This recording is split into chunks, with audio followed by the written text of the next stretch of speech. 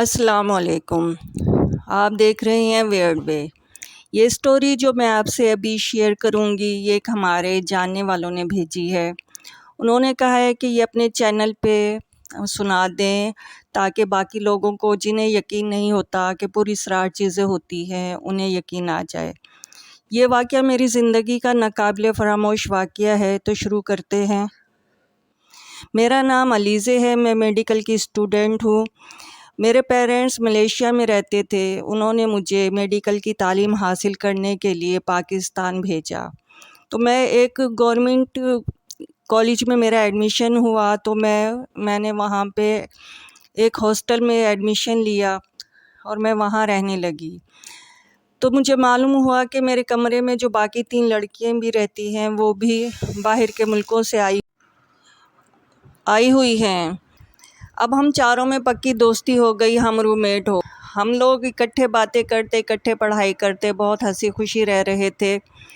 اب ہمارے پہلے سال کے پیپر ہو گئے اور تمام لڑکیاں جو باقی شہروں سے آ کے ہاسٹل میں رہتی تھی وہ سب کی سب اپنے گھروں کو چلی گئی، اور ہاسٹل میں ہم صرف 4 لڑکیاں تھیں۔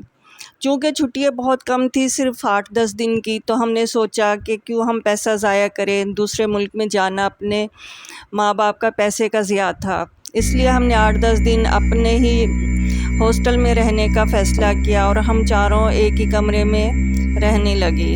چونکہ ہاسٹل بالکل خالی ہو چکا تھا، ہم 4 لڑکیوں کے علاوہ ہاسٹل میں اور کوئی بھی نہیں تھا۔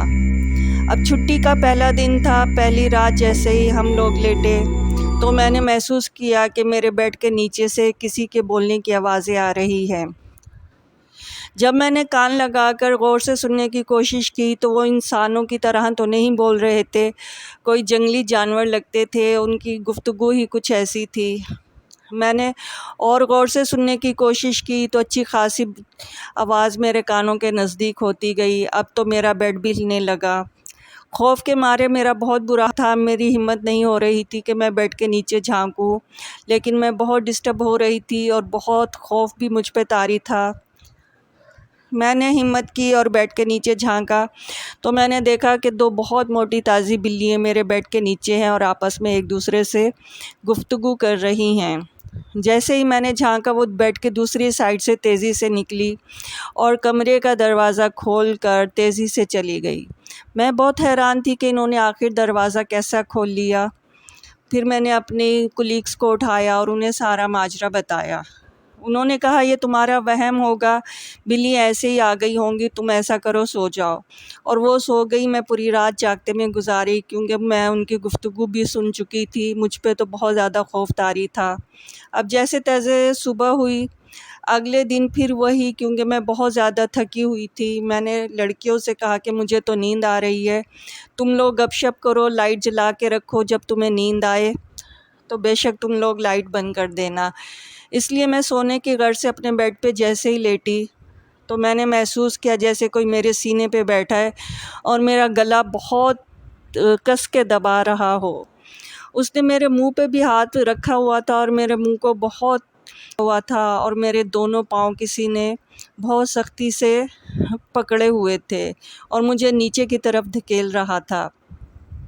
مجھے سینے پہ بیٹھی ہوئی 2 آنکھیں صرف نظر آئی، باقی سب کالا دھواں تھا، علاوہ میں کچھ نہیں دیکھ پائی۔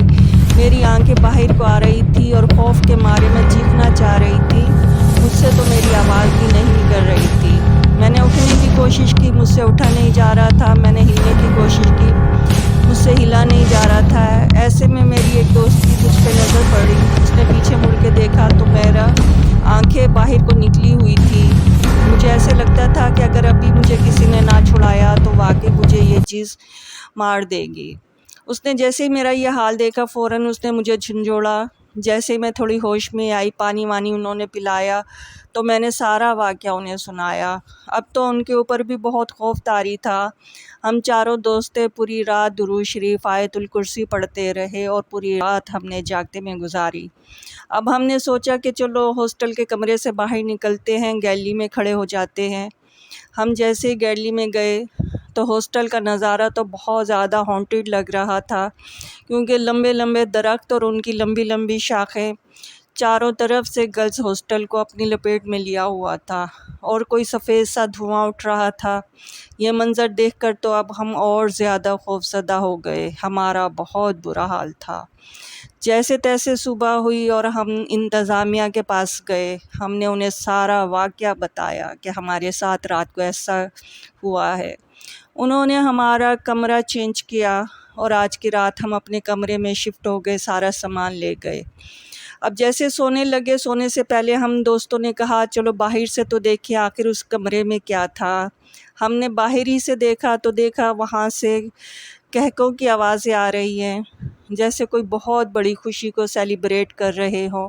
بہت خوش تھے، ناچ گانے کی آوازیں اور دھواں سا اٹھ رہا تھا اور اتنے خوش تھے وہ جس کی انتہا نہیں۔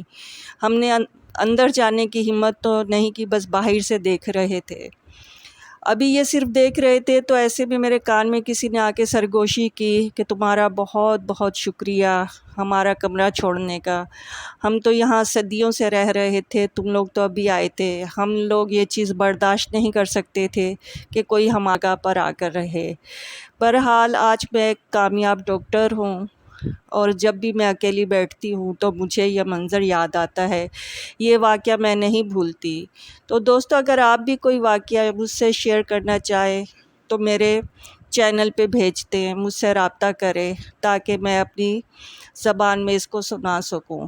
اگر میری کہانی آپ کو پسند آئی ہے تو میرے چینل کو سبسکرائب کریں اور بیل آئیکن کو پریس کریں، اور جنہوں نے اسٹوری بھیجی ہے میم، ان کا بہت بہت شکریہ۔